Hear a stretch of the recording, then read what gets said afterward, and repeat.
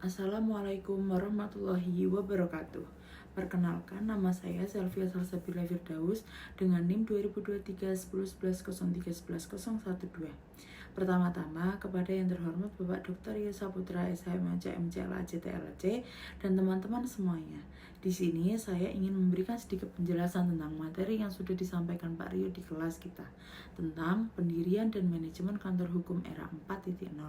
Materi ini membahas mulai dari bagaimana mendirikan kantor hukum, mengelola kantor hukum, sampai cara menangani perkara dan klien secara profesional, khususnya di era digital atau era 4.0.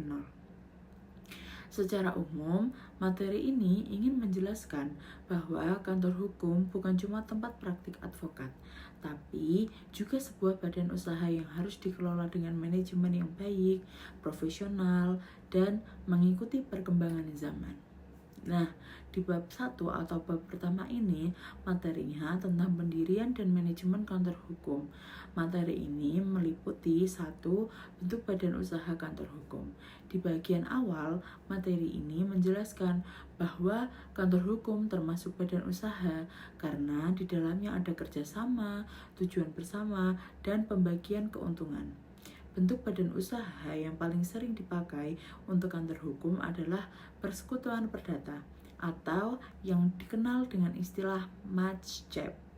Dalam persekutuan ini, para pendiri atau partner bekerja sama dengan memasukkan kontribusi masing-masing, baik modal, keahlian, maupun tenaga untuk memperoleh keuntungan bersama. Dalam praktiknya, kantor hukum ini bisa berbentuk firma hukum atau yang kita sebut law firm. Di sini semua partner punya tanggung jawab yang sama dan tanggung jawabnya tidak terbatas. Artinya harta pribadi bisa ikut terkena resiko. Dan selanjutnya adalah law office. Lebih ke bentuk kerjasama para advokat dalam satu kantor, tapi sifatnya lebih longgar dibanding firma.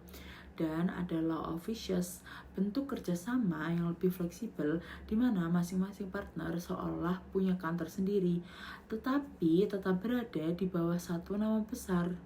Dan selanjutnya ada CV atau persekutuan komanditer. Ada pihak yang aktif menjalankan usaha dan ada pihak yang hanya menanamkan modal. Intinya, materi ini menekankan bahwa pemilihan bentuk badan usaha kantor hukum harus disesuaikan dengan kebutuhan dan pola kerja para advokatnya. Dan yang kedua, ada prosedur pendirian kantor hukum. Selanjutnya, dibahas tentang cara mendirikan kantor hukum secara resmi. Kantor hukum ini bisa didirikan oleh seorang advokat atau sarjana hukum yang bekerja sama dengan advokat. Prosedurnya meliputi 1.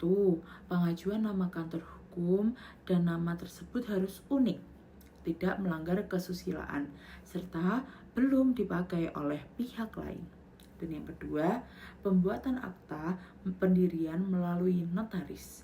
Ketiga, menyiapkan alamat kantor hukum yang jelas. Keempat, menyiapkan identitas para pendiri seperti nama, pekerjaan, dan domisili. Kelima, menentukan bidang usaha sesuai KPLI. Keenam, mengatur hak dan kewajiban para pendiri. Ketujuh, menentukan jangka waktu berdirinya kantor hukum. Setelah semua proses selesai, kantor hukum akan mendapatkan surat keterangan terdaftar atau SKT yang menandakan bahwa kantor hukum tersebut sah secara hukum. 3. Manajemen kantor hukum di era 4.0. Di bagian ini mulai masuk ke konsep era revolusi industri 4.0. Era 4.0 itu apa sih?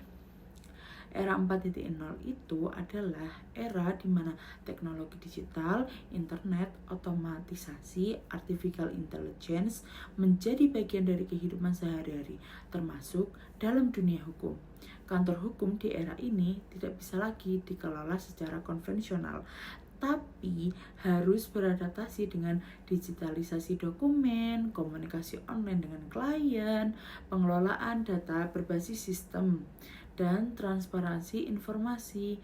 Prinsip utama manajemen kantor hukum 4.0 yang meliputi digitalisasi yaitu mengubah sistem kerja manual menjadi digital agar lebih efisien.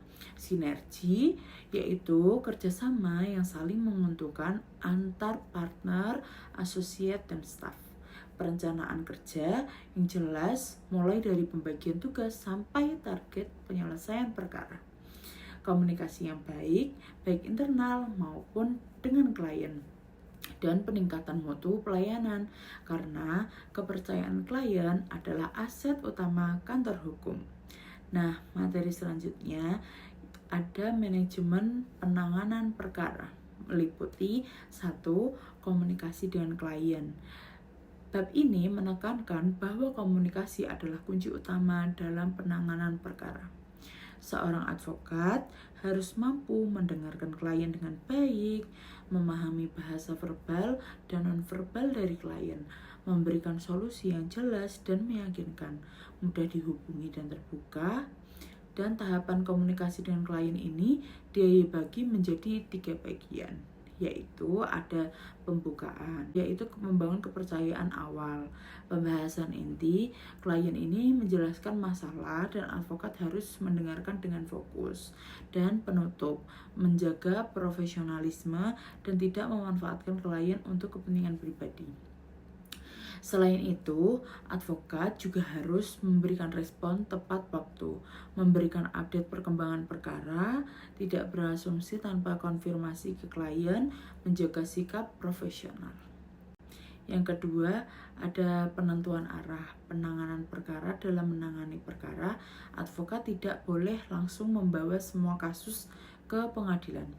Advokat ini harus menganalisis kasus secara menyeluruh, menentukan apakah perkara bisa diselesaikan secara litigasi atau non-litigasi, menyesuaikan strategi hukum dengan kepentingan terbaik klien. 3. Ada pemberkasan dan dokumen. Penanganan perkara harus didukung oleh administrasi yang rapi, dokumen yang tersusun dan sistematis, arsip perkara yang mudah diakses. Hal ini penting agar proses hukum berjalan efektif dan menghindari kesalahan administratif. Selanjutnya di bab 3 ini membahas tentang bagaimana manajemen keuangan perkara.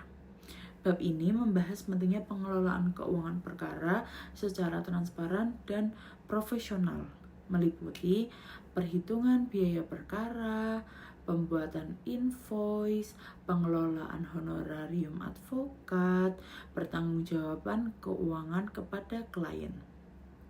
Manajemen keuangan yang baik akan menjaga kepercayaan klien dan keberlangsungan kantor hukum. Dan yang terakhir ada di bab 4, yaitu manajemen partner dan asosiat. Bab terakhir ini membahas tentang hubungan kerja antara advokat partner, advokat asosiat. Dalam hal ini harus ditekankan pentingnya perjanjian kerjasama yang jelas, pembagian honor yang adil, estimasi nilai proyek perkara, pembagian tugas sesuai kompetensi.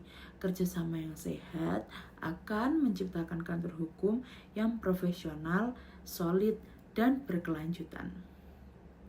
Sebagai kesimpulan materi-materi yang sudah ada ini menegaskan bahwa kantor hukum di era 4.0 harus dikelola secara modern, tidak hanya kuat secara hukum, tapi juga tertib administrasi, profesional dalam pelayanan, adaptif terhadap teknologi, mengutamakan kepercayaan klien.